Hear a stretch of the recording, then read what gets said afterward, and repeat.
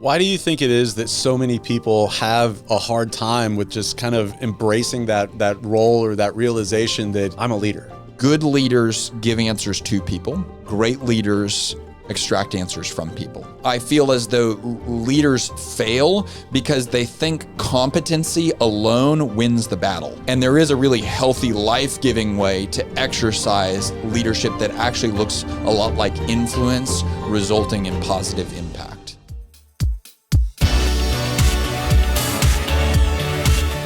Alex, you've had a lot of different roles at different companies, from the Dave Ramsey organization to all the way to running your own company now for the past three years or so. You've been exposed to a lot of some of the world's best and most well-known leaders. What is a leader?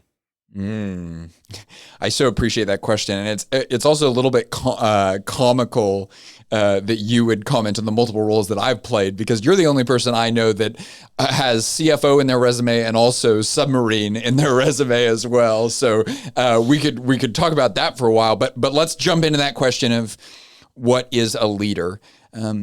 I heard a gentleman that's actually a mutual connection of ours say this over 10 years ago, and this is where it clicked for me. I'll never forget it. He was a retired Navy SEAL, former NFL player. His name's Clint Bruce. He lives here in Dallas. And he was speaking at a leadership development event. I was 20-something at the time. And I'll never forget, he paused and he just looked at the room, and he just this commanding presence about him. And he said, "I want you to listen to me." And he pointed and he scanned the room and he looked everyone dead in the eyes. And he said, "If someone depends on you, then you are a leader." And for me, that was the moment that it clicked, right? Leadership isn't position. It's not authority. It's not a stack of accomplishments. It's certainly not perks and privileges. Although leadership often does come associated with many of those things, leadership is the reality that people depend on you. And what's crazy is now over the course of my career that I've dedicated to the topic of growing and learning to be a better leader, what I've learned is more often than not, the greatest limiting lid to people's leadership, ability, and growth is often their inability to view themselves as one. And that's why I think it's so crucial that we start with this question that you're talking about is, who's a leader? Well, if someone depends on you, then you are a leader. And so therefore, I would kind of say, well, you are a leader, right? And your entire audience, like they are leaders. And it's such a powerful day when we reckon with that identity and then live into that identity. Why do you think it is that so many people have a hard time with just kind of embracing that role or that realization that I'm a leader? That's such a good question. Why do we resist that, right? Why do we push back against the title of leader? Maybe we're even not just pushing back against other people calling us that, but maybe we're pushing back against us calling ourselves that. Well, I think there's two things, right? Number one is leadership, we know, demands responsibility. That, like, we have that in our bones. We have that in our mental understanding, subconsciously or consciously. Like, we know if I adopt the essence or title of leadership or the responsibility of leadership, then what I'm taking on is a lot of work. And sometimes we're shunning or trying to skirt away from the responsibility. But then I think the other piece that keeps us from identifying with that title of leader is just probably previous experience. I think we've all had bosses that carried the title of leader but didn't act like one, right? They were brash, they were bombastic, they were micromanagers, right? They were anxious, they were prideful, some combination of all of these things. And we see that from our past experience. And we said, oh, that was a leader. And so now if I'm being expected to lead, I don't want anything to do with that, right? So I don't want to take on the title of leadership. And, you know, the mission that our team is on is just basically saying that is not leadership. And there is a really healthy, life-giving way to exercise leadership that actually looks a lot like influence, resulting in positive impact. When you think about an online business owner, and as an online business owner yourself, that you offer coaching to other business leaders, we're talking to fractional CFOs today, but by and large, with few exceptions, the role that we play is online. And so what are the challenges and how do you overcome those challenges when it comes to being a leader in the online game? What are the challenges associated with leading in the online game? And how do you overcome those challenges? Any advice? Yeah. Well, I am in the game, right? And I'm actively learning as we go, right? So I think this will be a great question for us to explore together, because I'd love to know what you've learned on this topic as well. But if we're talking about leading in an online environment, the first thing that we have to remember is that leadership always starts with relationship. And a functional definition of leadership that I like to use is leadership is taking people from here to there. The first part of that definition is taking people. And we've got to remember that if you're going to opt into leadership, whether it's with customers or with team members or in any relationship that you're in, you're opting in for a relationship. We got to remember that people are the point. And we were talking about this at breakfast today, that remote work can often stymie or if we're not careful, even put resistance to the building of authentic, genuine, real relationship. And so what does that mean we've got to do? It means that we've got to accelerate intentionality in relationship building on the front end and make sure that we're really getting to care about the person and know the person and understand the person's context and get into their world on the front end, whether that's remote or in person, right? So that we can effectively take them or work with them to go to a worthwhile destination.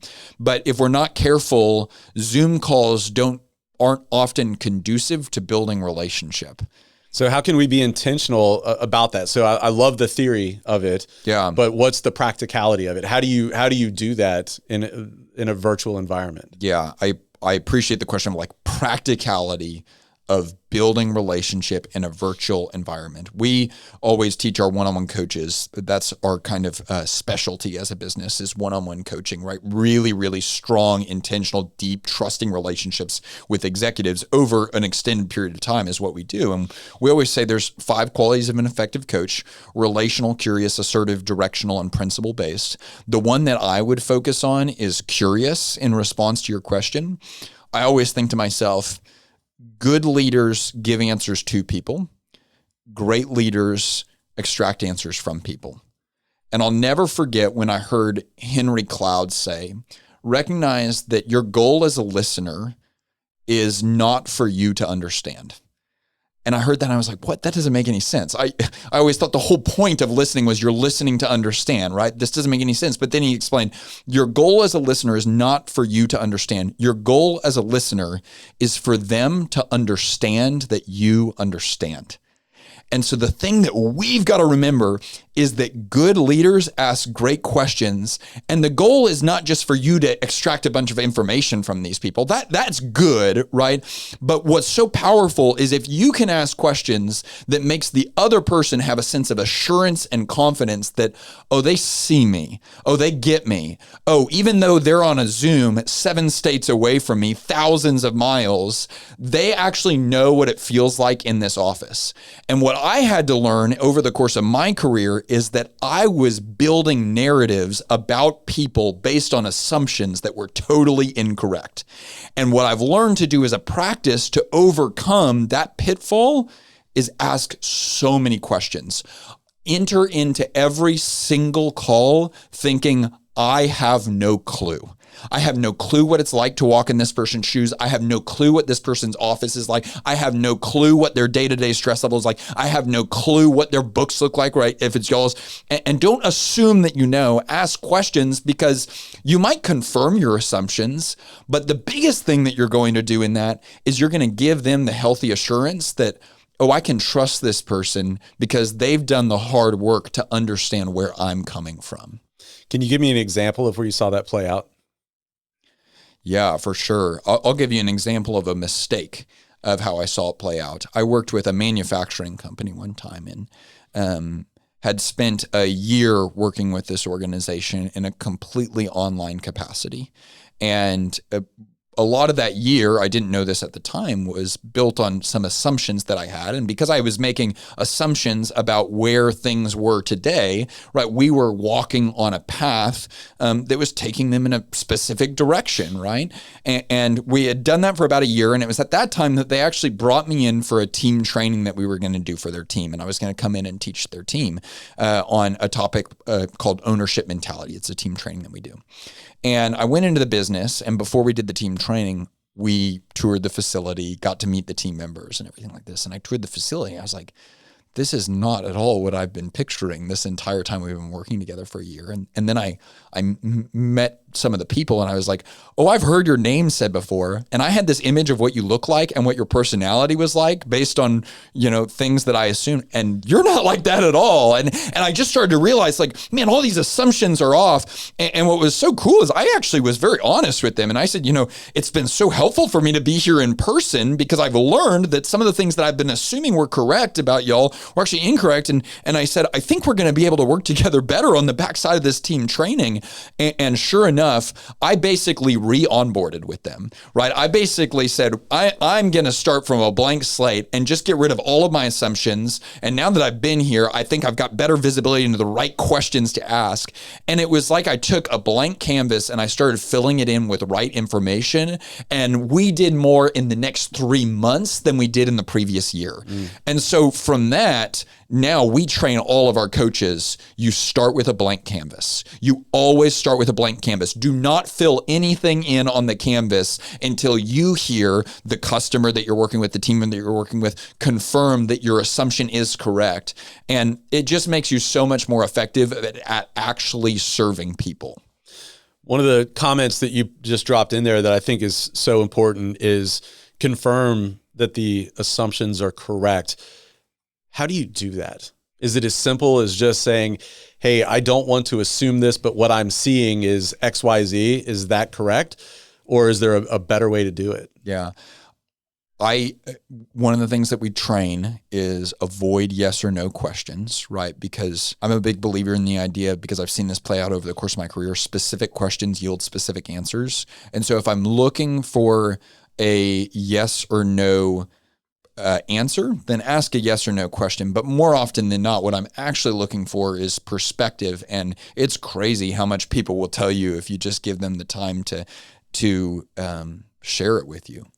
And so to answer your question of how do you confirm your assumptions, or how do you see if your assumptions are correct? First of all, I think one thing that I've gotten better at is get rid of the assumptions in the first place if I can. Stop making assumptions. But then sometimes you don't even realize you're making them. And that would lead to the second point, which is become aware of the assumptions that you're making. First of all, like actually acknowledge these are the assumptions that I'm making, right? And this is what I'm believing about this place. And then ask more broad questions about whether or not that's true. So if I was in the position of a fractional CFO, right, maybe one of the assumptions that I could have is this person feels really frantic and frazzled and stressed about the financial state of their company. Now, I could just generally operate with that assumption and treat that person like a person that's frantic, frazzled, or stressed. But if they're not actually in that mental state and emotional state, I'm basically giving them medicine at that point for a disease that they don't have. And they could actually be served by something much different than that. And so instead of just saying, hey, are you frantic? Are you frazzled? Are you stressed? That's kind of like leading the witness. If I'm in a one-on-one conversation with someone and I'm a fractional CFO, I would do what you do so well, is I would ask an open-ended question and sit back and listen. So something like, hey, can you tell me about your mental state surrounding the finances of your business? And one of the really practical takeaways that I've learned from coaching is don't be disturbed by awkward silence. There is always gold on the other side of awkward. That's what I've learned. And so ask people, tell me about the mental or emotional state of your finances right now. They're going to give you an answer really, really fast, most likely. And that's going to be their scripted answer that they tell everyone that they have coffee with, right? And then to that, what you want to do is you want to say, can you tell me more about that? Or can you dive a little bit deeper into that? Or can you double click on that? And now you've got them off script, right? Because no one at coffee is asking them, tell me more about that. And they're going to struggle with an answer, and you're going to feel really tempted to give them the words to say. You're going to jump in for them. You're going to lead the witness and give them an answer that they want to give. Don't do it. Let them talk. Give them space to talk. That's going to be that's serving them really, really well, because you're giving them space to actually talk about what's really going on, and in that place actually recognize for themselves and garner self-awareness about what's going on. But it's also going to be so helpful for you because you're getting past the initial scripted layer of what's going on in their business, and that's where you can actually serve them from. Couple of thoughts that I'd love to share on that is I think there's a lot of wisdom and experience packed into that answer.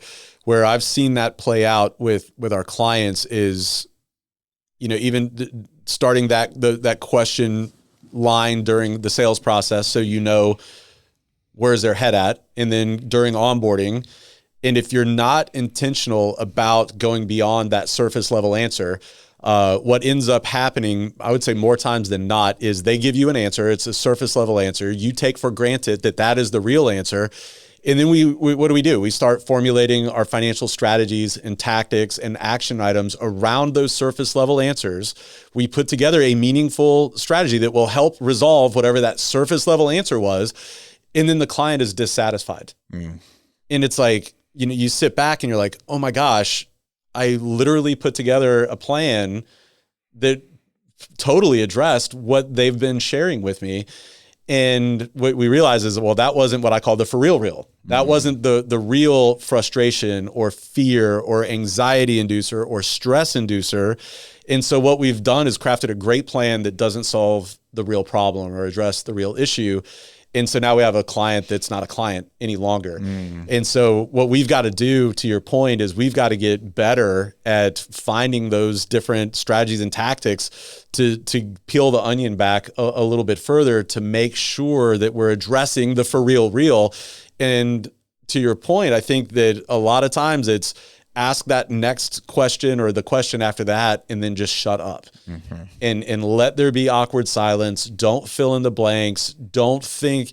I think what's true for me is a lot of times I start to worry that they think that I'm dumb. Like, why would you ask this? I just told you the answer. And so my ego ends up wanting me to fill in the blanks because I'm worried about the narrative that they're telling themselves about me, when really it's not about me at all. And it's giving them the space to formulate an answer, to really gather their thoughts and to organize their thoughts and to come up with a way to articulate it that doesn't make them feel excessively vulnerable. And I think when we can do that, then that accelerates that trust process, the amount of time it takes to get trust and rapport, and like, okay, this guy or this lady, she sees me, she sees through the curtain of the answer we give at coffee or at the bar or on the golf course with our buddies, and wow, I'm gonna have to show up different when I'm with him or when I'm with her. Can I mention something on that note? Of course.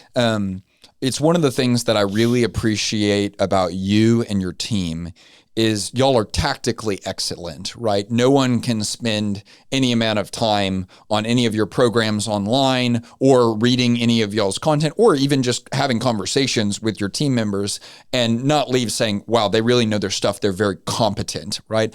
But so often I feel as though leaders fail because they think competency alone wins the battle. And we write off the things that many people would probably refer to as soft skills. The thing that I would really love for people to take away from this conversation that I think in so many ways is one of the key indicators of why you and your team have been so wildly successful at serving people is soft skills create hard results, right? And man, I know it can be a little bit like, okay, so I'm just going to trust you that if I get good at this, it will create the results that I want. It's a little bit less measurable, but what I see over and over and over again is that when you pair unbelievable competency with a desire and a commitment to always improving and getting better at the soft skills, like greeting people and making a great first impression, like listening, like asking great questions, like learning the difference of when to be curious and when to be assertive, like how to establish direction in a conversation, like how to end a conversation well, like how to position a next conversation. These are all things that we could call soft skills that create the environment and the framework for your competency to be displayed.